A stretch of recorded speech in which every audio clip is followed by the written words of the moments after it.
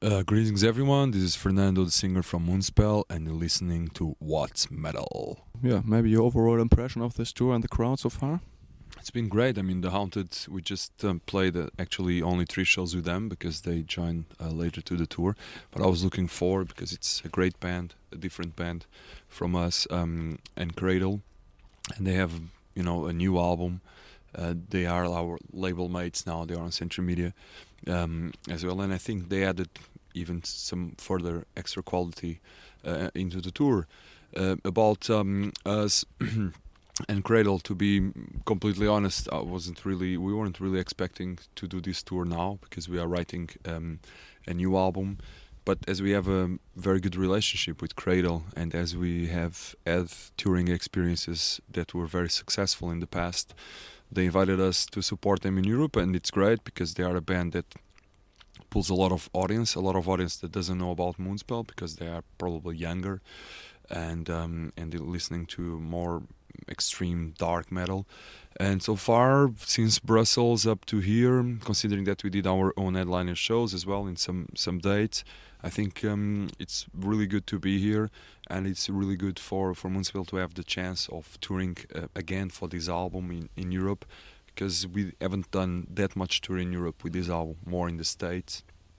Yeah, talking about your current album, The Antidote, the reaction of the media was very enthusiastic, let me say. I like it very much by myself, and I wonder what were the ingredients for the songwriting process of The Antidote compared to the predecessor, Darkness and Hope, 2 years before.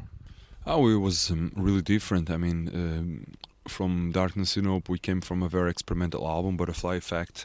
So Butterfly Effect was like a one-off experience for us because it was a very conceptual album, and we wanted to sound it like that. But this never meant that we would abandon what we are known of, which is a dark and spiritual music. So I think Darkness and Hope was an album that got us back on track. And it's when compared to The Antidote, it's a more melodic album. I think Darkness and Hope, it's a little bit more the gothic side of MOONSPELL. It's more underlined, while that on the Antidote, we wanted to keep that atmosphere, which I think it's great. It's a bit dusky, it's a bit dark, let's say, from Darkness and Hope, but we wanted to mix in more metal ingredients, more headbanging moments, more heavy guitars and drums, because I think that what we really want to achieve with our music, and even on further albums that we will do, it's to achieve a combination of music that still pounds to the heart, but still is atmospheric by one side, and it's not something of an experience you just forget about, but something that can, keep you company. You also have a very interesting conceptual background for The Antidote. You got collaboration with Portuguese literate, if I'm quite right informed, this vice versa concept. Can you tell us a little bit more about this? Well, I've always been fascinated about the relationship between metal and literature. I found out many books and many writers which were very important in my life through metal bands.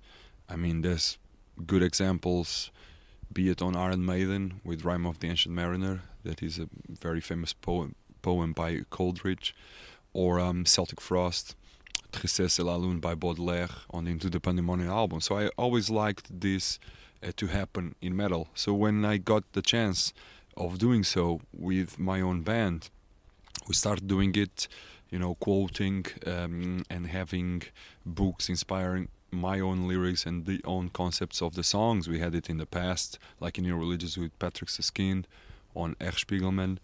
But when we came to The Antidote and we found out about this writer, and we found out that he was willing to work with us as well and come up with the concept, I felt that it was much better to have a writer to work out a book that was inspired by The Antidote energy, both words and music, than to go around and do the same process we have been doing with the other albums. And I think the result is really good.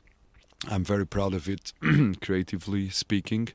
Of course, not everybody that listens to metal music has to, go and buy books or do that. But it was just something that we wanted to do a little bit different from the other bands.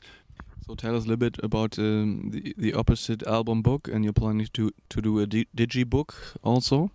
We did it in just in Portugal because the book was originally written in Portuguese. So we did this digibook. It was a Century Media idea to make it like a limited edition of 2000, only for Portugal because it was in the Portuguese language, and it went very quickly out of the shops. Like I think it took 2 days to sell out that edition, which is really cool for Portugal, such a small market and such a small country. But then again, we didn't want to limit this project only to the Portuguese-speaking fans. So every edition of the Antidote, be it the digipack or the regular version, has a multimedia in-ace track where you can read the book on the computer. And it's an interesting experience because it's not only the book, but all the book is animated on multimedia format. And we have composed like a soundtrack to the book that you can have on or off. It depends on your mood, but it creates a good experience, and it is in English, a language that everybody, in this metal scene can relate to. So if money was no matter for you, and you have the possibility to arrange a certain live show with gimmicks regarding this literature concept, so what would the Moonspell live show look like? Well, we did this once in Portugal, and it was quite cheap. We spent no money out of it. We just picked up bits and pieces of our old scenery that we've been constructing throughout the years to the live show. And when we premiered this record at the Lisbon Coliseum, instead of having a band doing the first, the support, we had the writer reading and us playing live the multimedia soundtrack. So it was not a question of a big production. Actually, the Antidote, on the contrary of Darkness and Hope, which we brought a lot of scenery in the road, it's a record. It's a record and a live show that is very simple, very tribal. We just had flags and lights and trying to make something that has more to do with the music, with our dedication into the music, and with the chemistry that we can establish between us and the audience. So it's a very simple, straightforward show, still with its visual moments, obviously, but not like a big production. I mean, you'll see. Obviously, we are supporting nowadays, so we cannot use our full production at all. But it's not. It's a show that is very basic, and that is very down to the roots of music and what is to play live.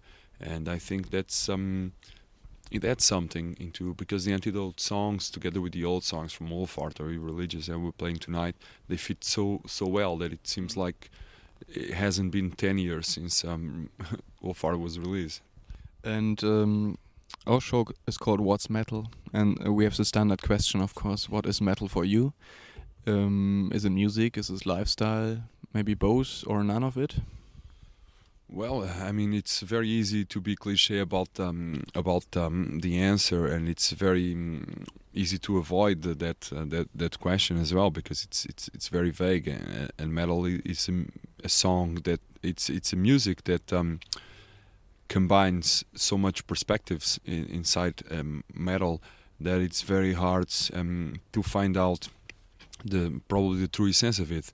I think obviously it's a musical style with its certain characteristics. In my opinion, is a mixture between power and spirit, and that's the bands I do like.